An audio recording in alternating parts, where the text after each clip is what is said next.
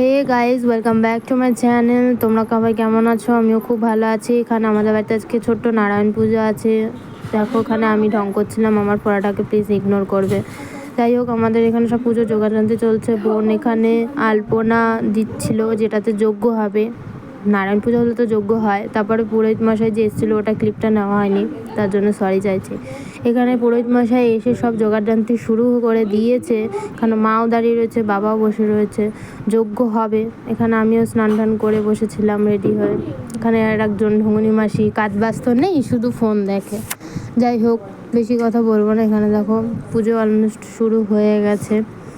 ঠাকুরমশাই জোগাড়যন্ত্রী করছে, কারণ নারায়ণ পুজো বলে কথা, তো কথা না বলো। কারণ মা দিল শঙ্খ বাজাতে, আমি শঙ্খটা বাজাতে পারি না গাইজ, ঠোঁট ব্যথা হয়ে যায়, কি আর বলবো, তোমরা তো জানোই। এখানে দেখো পুরোহিত মশাই মন্ত্র পড়ছিল। যাই হোক, দেখো তোমরা এরপরে দেখতে থাকো।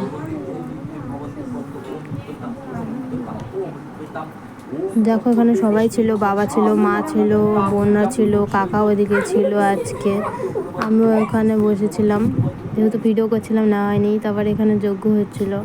যজ্ঞটা হয়ে যাওয়ার পর জানো তো গাইস, চোখটা এত চোখটা জ্বালা করছিল না, আমি এখন আর বসে থাকতে পারিনি। তারপর আমাদের যজ্ঞ শেষ হয়ে পুজো কমপ্লিট হয়েছে।